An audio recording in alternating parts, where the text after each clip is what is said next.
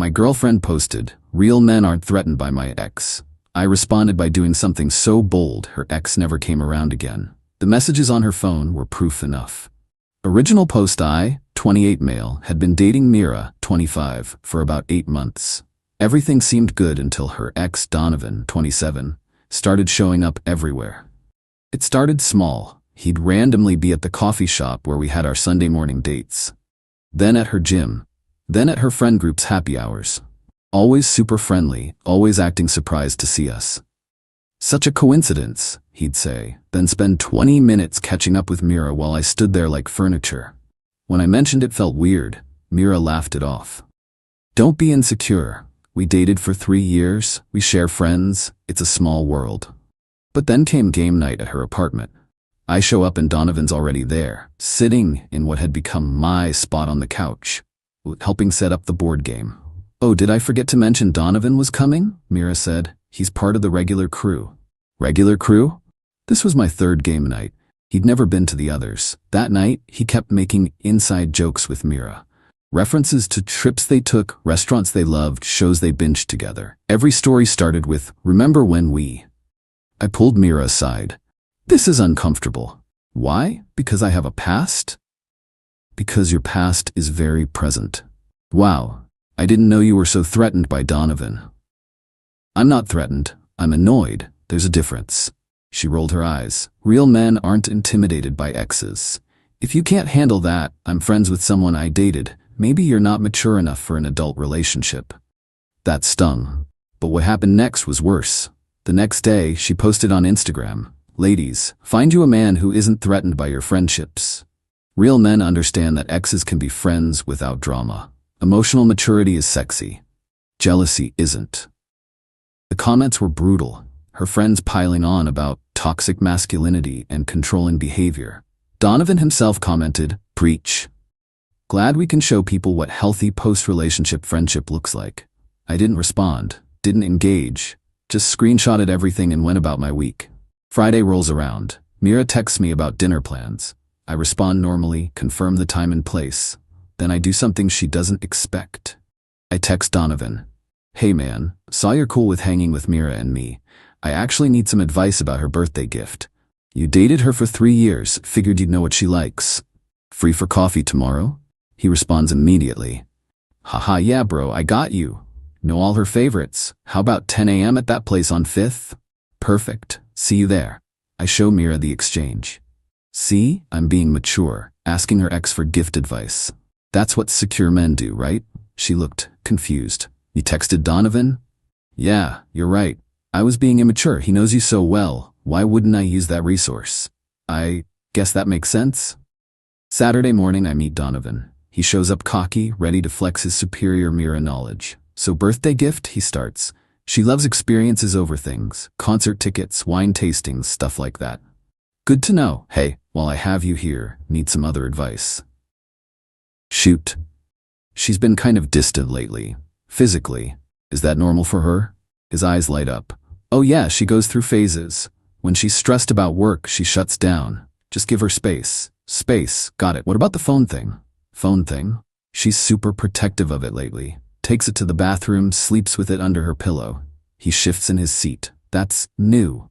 "Really? Thought that might be standard Mira behavior. You'd know better than me." "Yeah, no, she wasn't like that with me." I lean in, all concerned boyfriend. "Between us guys, you don't think she's seeing someone else?" He actually laughs. "Mira? Nah, she's not the cheating type, though." He pauses. "What?" "Nothing, just, she has been texting me a lot lately. Late at night, but it's all innocent stuff." "Oh yeah, like what?" He pulls out his phone, starts scrolling. "Just venting about work, asking advice about her family drama. Sometimes she sends memes." He's showing me the texts. I'm reading them upside down, but I can see enough. 11 p.m., 1 a.m., 2:30 a.m. Conversations that go on for hours. "Wow, she really relies on you," I say. "Must be nice having that connection still." "Yeah, we just get each other, you know? Some bonds don't break." "Totally. Hey, can I ask you something else?" "Sure. Why'd you guys break up?" He looks uncomfortable now. "Just grew apart, different life goals." "She told me you cheated." His face goes red. It was complicated." "With her roommate, right?" Look, that was a mistake, ancient history. But you're working on getting her back? What? No, we're just friends. Really? Because these late-night text sessions seem like more than friend behavior. He gets defensive. She reaches out to me. I'm just being supportive. Supportive, right? And showing up everywhere we go. Coincidence? Every Sunday at the same coffee shop? I like their lattes. I smile. Donovan, I'm gonna be straight with you. I don't think you're over her, and I think you're hoping if you hang around long enough, she'll take you back. That's not. And honestly, based on these texts, you might be right. She's clearly not over you either. His eyes widen. You think? Look at these messages, man. She's texting you more than me, sharing stuff she doesn't tell me, using you as emotional support. That's not just friends. I mean, I have wondered. Tell you what? I'm gonna bow out. If she wants you back, I'm not gonna stand in the way. Wait, what? I'm serious. You two have history, connection. Who am I to interfere with that? You're breaking up with her? I'm gonna have a conversation with her. See where her head's really at. If she wants you, she should be with you. I don't do competition. He's actually excited now. Bro, that's really mature of you. Just being realistic. But hey, do me a favor? Those late-night texts, maybe screenshot them for me? I want to approach this with facts, not feelings. I don't know. Come on, you'd be doing me a solid. Help me understand what I'm dealing with. He thinks for a second, then starts forwarding screenshots. Text after text. Mira complaining about me. Saying she misses what she and Donovan had. Calling me nice but boring, saying Donovan just gets her in ways I don't. Thanks, man. This helps. We part ways. He's practically floating, thinking he's about to get his ex back. I go straight to Mira's place. She's all smiles until she sees my face. We need to talk. About? I pull up the screenshots. Your late-night conversations with Donovan. Her face goes pale. How did you? He showed me. Thought he was helping me understand you better. You tricked him? I asked for gift advice. He volunteered the rest. Interesting reading, though. Especially the parts where you tell him you miss your relationship. That's taken out of context. What context makes I miss us okay to send to your ex at 2 a.m.? We were just talking about old times. While calling me boring, I was venting, friends vent, to their exes about their current boyfriends at 2 a.m.? She's scrambling now. This is exactly why I didn't tell you. You're being jealous and controlling. No, I'm being done. What? You want to play games? Play them with Donovan. I'm out. You're breaking up with me over texts? I'm breaking up with you over dishonesty. The texts just prove it. This is insane. We were just talking. Cool. Now you can talk all you want. I won't be in the way. I turned to leave. She grabbed my arm. Wait, what did you tell Donovan? That I was backing off. That you two clearly have unfinished business. You what? He's very excited. Thinks you're getting back together. I don't want him back. He cheated on me. But you miss him. Your words, not mine. I miss the good times, not him. Tell him that. I'm sure he'll understand the distinction. You're being petty. I'm being practical. You wanted to keep your ex around? Congratulations, he's all yours. I left. My phone immediately exploded with texts from her, ranging from angry to pleading to threatening. I didn't respond to any of them. Update 1. 3 days later. The fallout has been incredible. So after I left Mira's place, she apparently went into full damage control mode. But here's the thing about Donovan. Boy was eager. According to mutual friends, he showed up at her apartment that night with flowers and wine, ready to restart their romance. Mira freaked out, tried to explain she didn't want him back, but Donovan had screenshots of his own. All her "I miss us" texts, her complaints about me, her saying he understood her better. When she tried to say it was just friendly venting, he pulled out the big guns, texts where she said she compared every guy to him, where she admitted she kept him around because she liked the attention. Yeah, she actually texted him that. At 1:47 a.m. on a Tuesday, Mira tried to kick him out, but Donovan went full desperate mode. Started crying about how he knew they were meant to be, how he'd changed, how he'd been waiting for this moment. She ended up having to call building security to remove him. But it gets better. Donovan, heartbroken and confused, did what any mature adult would do. He made his own Instagram post. When she says she misses you at 2 a.m. but calls security when you show up with flowers. Mixed signals much? Heartbroken again, she still loves me, worth the wait. He tagged her. He included screenshots of her texts. Multiple screenshots. Her friends saw everything. The same friends who'd been supporting her mature friendship with her ex. The ones who'd called me insecure. The comments were brutal. Girl, you were texting him that at 2 a.m.? This is messy AF. Poor Trevor never stood a chance. Yeah, they got my name wrong. Maybe your BF wasn't insecure, maybe he was right. Mira went into crisis mode. Called me 47 times. Left voicemails ranging from, "This is all your fault," to, "Please call me back, I can explain," to, "Donovan won't leave me alone now," to, "I'm sorry, you were right, please help me." I didn't respond, but I did watch the social media drama unfold like a Netflix series. She tried to do damage control with her own post. When toxic exes can't accept friendship and manipulate situations, some people really can't handle mature relationships. But Donovan had receipts, so many receipts. He commented with more screenshots. Texts where she said she was keeping her options open. Where she admitted she liked making me jealous. Where she said Donovan was her backup plan. Her friends turned on her quick. Backup plan? Mira, WTF. You were playing both of them? This is not the feminism we support. Team Trevor, honestly. Still getting my name wrong, but whatever. Then came Tuesday. I get a text from an unknown number. "Hey, this is Donovan. Can we talk?" Against my better judgment, I agreed to meet him. Coffee shop, public place. He looked rough, unshaven, red eyes, same clothes as his Instagram post. "I'm an idiot," he started. "Yeah, you played me. I asked for gift advice. You offered everything else. You knew what you were doing. So did you. Showing up everywhere, the inside jokes, the late night texting. You were trying to get her back." He slumped. "I thought we had something still. You had her attention. That's not the same as having her. She told me she loved me still last week, 3 a.m. She tell you she was also texting her coworker Javier the same thing?" His head snapped up. "What? Oh, she didn't mention Javier? The guy from accounting she's been having lunch with? Check her Instagram likes. Dudes all over her posts." He pulled out his phone, started scrolling. His face got darker with each swipe. "This mother?" "Yeah. You aren't special, Donovan. You were just convenient. An ego boost. Probably why she kept me around too." "So what do we do?"